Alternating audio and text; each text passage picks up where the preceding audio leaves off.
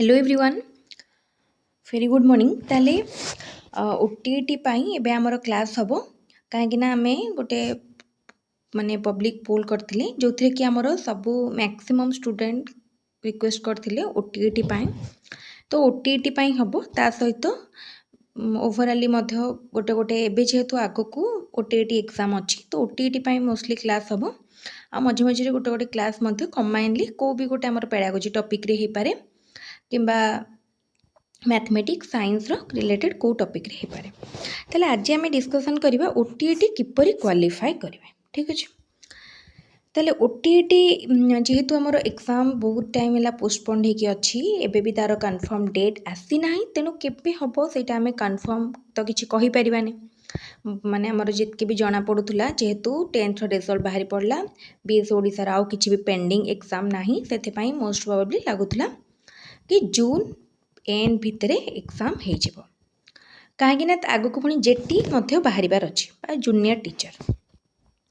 किंतु एबे पर्यंत किछि भी कंफर्म डेट नाही सेत पई समस्त किंतु प्रिपरेशन कंटिन्यू करंतु काहे ना ओटीटी किंतु जो हमें जेहेतु अप्लाई सब करिसंती तेनु निश्चित बाहरिबो तो किपरि क्वालिफाई करिवे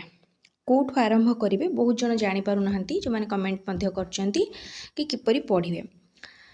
ताल देखो ओटीटी रे मार्क रखिबा ओटीटी रो पोर्शन जदि कहबे ओस्टेट अपेक्षा सहज ओटीटी ठारू ओस्टेट रो पाठटा सहज सॉरी ओस्टेट ठारू ओटीटी रो पाठटा सहज किंतु कष्ट कोन ओटीटी रो क्वालिफाइंग मार्क ओस्टेट ठारू यथेष्ट अधिक अछि जनरल पिला मानकु तो 90 रखिया पई पड़िबो अदर हमर रिजर्व कैटेगरी मानक पई 75 तो केतिकी हला 90 रखिबा जेतो हमें 150 रु 90 रखिबा को चाहउचंती तेनो 90 रखिया पई हेले हमकु प्रथमे सबु सब्जेक्ट को पढिया पई पड़िबो आमे को भी सब्जेक्ट को पूरा स्किप करि परिबा नाही केते जण भाबुथिबे आमे स्किप कर देले चलिबो को भी पोर्शन को किंतु जदी तमाने चाहउछ भलो रे क्वालिफाई करिया पई तेनो स्किप न करिबाटा ही बेटर काहे कि ना सपोज क्वेश्चन टिके डिफिकल्ट आसिला तो हम तुमरो 89 रहिला 90 न रहिला तो ताहले कोन हबो क्वालिफाई हे परिबोनी तेणु जदि क्वालिफाई करिया पई चाहूछ ताहले 90 तो रखिया पई पड़ियो मोइटी पूरा हाईएस्ट मार्क टाको नेकी कहूची 90 माने टारगेट हमें रखिथिबो निहाती 100 नले 110 अधिक रहले पछे भलो किंबा बॉर्डर माने पूरा एग्जैक्ट रहिले भलो किंतु टिके गोटे मार्क 2 मार्क कमी गले बहुत दुख लागियो पिला माने एमती तो एक्सपीरियंस समस्तंगर थिबो जानि थिबो तेनो किपरि क्वालिफाई करिवो बा किपरि माने कोठु आरंभ करिवो किपरि पढिवो ता रिलेटेड हम आज गोटे शॉर्ट वीडियो बा माने गोटे छोटो वीडियो माध्यम रे डिस्कशन करबा तो ताले देखो जो माने भी प्रथमे एई थर ओटीटी अप्लाई करिछो आगरु देई ना ओटीटी सेमान को पई गोटे भलो टिप्स तो प्रथमे ओडिया इंग्लिश को प्रथमे पढ़िनियो भलो भाबरे काहे कि ना ओडिया इंग्लिश तो समस्त सबु एग्जाम किछि भी कॉम्पिटिटिव एग्जाम रे दउथबो पढुथबो टीटी रे भी दउथबो तेनु समस्त को निश्चित ओडिया इंग्लिश ता सहज लागिवो सबले टिके इजी रु आरंभ करो सब बेले तो ओडिया इंग्लिश पढ़िबनी ओडिया इंग्लिश मनकर पढ़िल मझी मझी मैथ हो साइंस हो किंबा सोशल साइंस स्टूडेंट माने सोशल साइंस सबुतिर गोटे गोटे चैप्टर मझी मझी प्रैक्टिस करनबो तापरे पेडागोजी जोटा कि गोटे इम्पोर्टेंट पार्ट पेडागोजी पूरा पूरी कौन कर प्रथम रु पढ़ पूरा किछि क्वेश्चन आंसर घोषणी मो पेडागोजी पे गोटे सिंपल ट्रिक कहबी पेडागोजी पे सब बेले पूरा थ्योरीटा पढ़ जोटा कि माइंड रे रही जिवो बुझी जिवो सबु टीटी क्लियर हो जिवो जदि खाली तुम माने क्वेश्चन देखिबो प्रथम रु क्लियर हो जाए पारे नो डाउट किंतु तुम जो माने फंडामेंटल जो रही हमर पेडागोजी बा साइकोलॉजी रो क्वेश्चन से सब पई टिके माने दरकार पूरा पढ़िबाटा बहिरु हो किंबा नोट्स रु हो किंबा कहा पाखरे किछि भी मटेरियल थिबो जोथरु भी पढ़ी पारो ता सहित हमर भी एटी शेयर हेछि पेडागोजी रो बहुत सारा मटेरियल सेठु भी मध्ये चाहिले पढ़ी पारो ताले हमकु ई चारोटी पेपर को पढ़िया को पड़िबो आमे पूरा पूरी प्रथमे ओडिया इंग्लिश को पढ़िबे 30 60 मार्क रो प्रिपरेशन पेडागोजी रहला पेडागोजी पई पूरा भलो प्रिपेयर करले तो 3टा सब्जेक्ट को जदि आमे पूरा भलो भाबरे प्रिपेयर करूछंती ताहले ମଧ୍ୟ ଆମର ଭଲ ମାର୍କ ଆସିବ। କିନ୍ତୁ କ୍ୱାଲିଫାଏ କରିବା ପାଇଁ ତା ସହିତ ଆମକୁ କ'ଣ କରିବା ପାଇଁ ପଡ଼ିବ,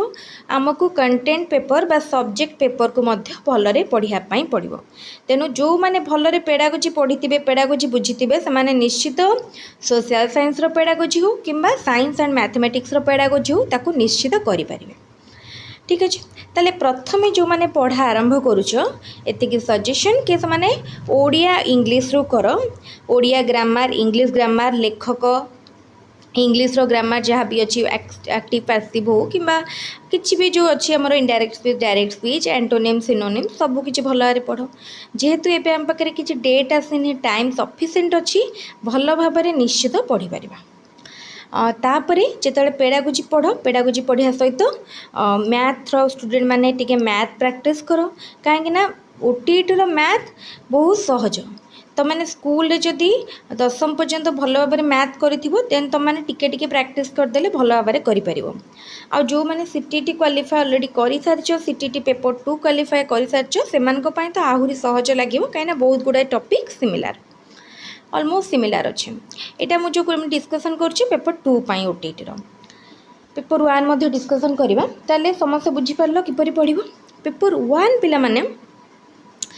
इंग्लिश ओडिया पढ़, पेडागोजी पढ़, ईवीएस पढ़, एतिकी को आगे पूरा भल भाव में पढ़।